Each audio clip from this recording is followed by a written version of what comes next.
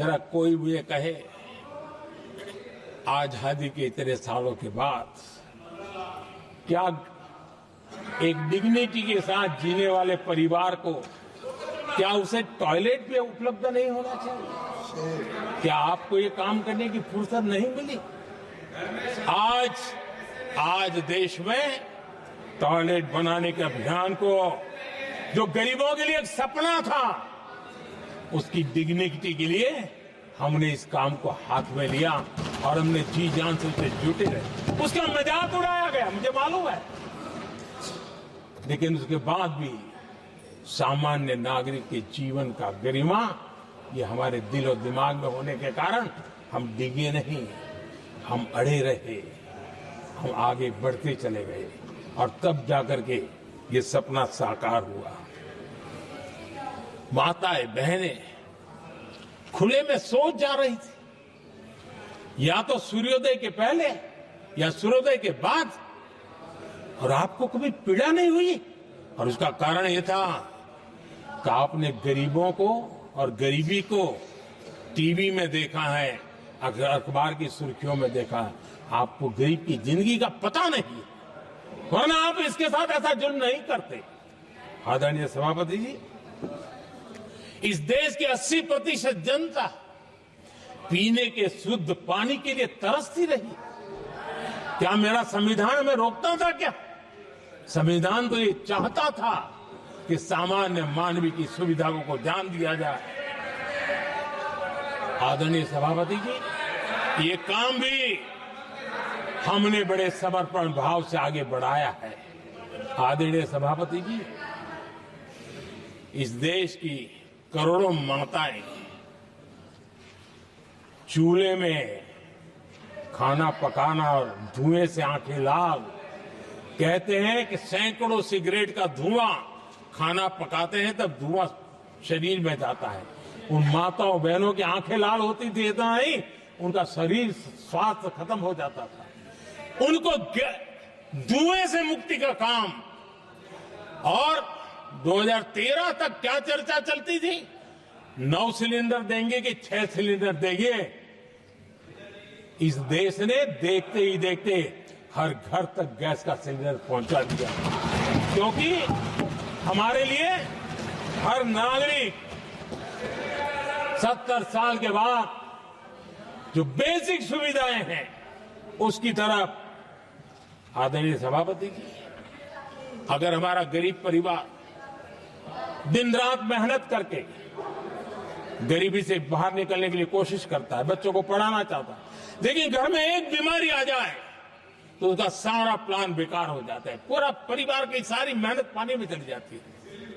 क्या इन गरीब परिवारों के इलाज के लिए कुछ आप सोच नहीं सकते थे? 50-60 करोड़ देशवासियों को मुफ्त इलाज मिले। संविधान की उस भावना का आदर करते हुए हमने आयुष्मान योजना को लागू किया, और आज देश के 70 साल के ऊपर के किसी भी वर्ग के क्यों न हो, उनके लिए भी हमने व्यवस्था की। आदरणीय सभापति जी, जरूरतमंदों को राशन देने की बात, और उसका भी मजाक उड़ाया जा रहा है। जब हम कहते हैं कि 25 करोड़ लोग गरीबी को परास्त करने में सफल हुए, तो फिर हमें सवाल पूछा जाता है कि आप गरीब को राशन फिर क्यों देते हो? आदरणीय सभापति जी, जो गरीबी से निकल के आया है ना, उसे पता होता है कि अस्पताल में भी एक पेशेंट स्वस्थ होने के बाद जब छुट्टी देते हैं ना, तो डॉक्टर भी कहता है कि आप घर जाइए, तबीयत ठीक है, ऑपरेशन अच्छा हुआ है, लेकिन महीने पर ये जरा संभालना, ये मत करना, क्योंकि पेशेंट दोबारा तकलीफ में ना आए, गरीब दोबारा गरीब न बने, इसलिए उसका हैंड होल्डिंग जरूरी है, और इसलिए हम मुफ्त राशन दे रहे हैं। उसकी मजाक मत उड़ाओ, क्योंकि हमें गरीबी से जो बाहर निकला है उसको दोबारा गरीबी में जाने नहीं देना है, और जो अभी भी गरीबी में है उसे हमें गरीबी से बाहर लाना है। आदरणीय सभापति जी, हमारे देश में गरीबों का नाम पर जो जुमले चले, उसी गरीबों के नाम पर बैंकों का राष्ट्रीयकरण किया गया गरीबों के नाम पर लेकिन 2014 तक इस देश के 50 करोड़ नागरिक ऐसे थे जिन्होंने बैंक का दरवाजा तक नहीं देखा था। आदरणीय सभापति जी, गरीब को बैंक में प्रवेश तक नहीं था, ये पाप आपने किया। और आज 50 करोड़ गरीबों के बैंक खाते खोल करके हमने बैंक के दरवाजे गरीबों के लिए खोल दिए। इतना ही नहीं, ये एक प्रधानमंत्री कहते थे कि दिल्ली से 1 रुपया निकलता है तो 15 पैसा पहुंचता है, लेकिन उपाय उनको आता नहीं था। उपाय हमने दिखाया। आज दिल्ली से 1 रुपया निकलता है, 100 के 100 पैसे गरीब के खाते में जमा होते हैं। क्यों? हमने बैंक का सही इस्तेमाल क्या करना, बैंक का सही उपयोग क्या करना। माननीय सदस्य मोबाइल नहीं देखें। आदरणीय सभापति जी,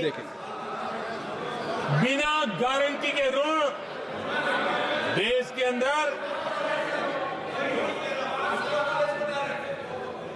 जिन लोगों को बैंक के दरवाजे तक जाने की इजाजत नहीं थी, आज स्थापित सरकार का संविधान के प्रति जो समर्पण है ना, आज बिना गारंटी वो बैंक से लोन ले सकता है। ये ताकत हमने गरीब को दी है। आदरणीय सभापति जी, गरीबी हटाओ का जुमला इसी के कारण जुमला बनकर के रह गया। गरीब को इस मुश्किल से मुक्ति मिले, ये हमारा बहुत बड़ा मिशन है और ये हमारा संकल्प है और हम इसके लिए दिन रात एक कर रहे हैं। जिनको कोई नहीं पूछता, इनको मोदी पूजता है। आदरणीय सभापति जी, दिव्यांगजन हर दिन संघर्ष करता हमारा दिव्यांगजन। अब जाकर के हमारे दिव्यांग को फ्रेंडली इंफ्रास्ट्रक्चर मिले, उसकी व्हीलचेयर आगे तक जाए, ट्रेन के डिब्बे तक जाए। ये व्यवस्था दिव्यांगजन के लिए करने का हमारे दिल में तब आया क्योंकि समाज के दबले कुचले वंचित लोगों की चिंता करना हमारे मन में था, तब हुआ। आदरणीय सभापति जी, आप मुझे बताइए, एक तो भाषा के नाम पर झगड़ा करना तो सिखा दिया आपने, लेकिन मेरे दिव्यांगजनों के साथ कितना अन्याय किया। जो हमारे यहां साइनेज लैंग्वेज जो है, साइन लैंग्वेज की जो व्यवस्था है, खास करके मूक बधिर के लिए, अब दुर्भाग्य ऐसा देश का कि असम में जो भाषा सिखाई जाए, उत्तर प्रदेश में दूसरी सिखाई जाए, उत्तर प्रदेश में सिखाई जाए, महाराष्ट्र में तीसरी सिखाई जाए। हमारे दिव्यांगजनों के लिए एक साइन लैंग्वेज का होना बहुत जरूरी था। आजादी के 7 दशक बाद भी उनको उन दिव्यांगजनों की याद नहीं आई।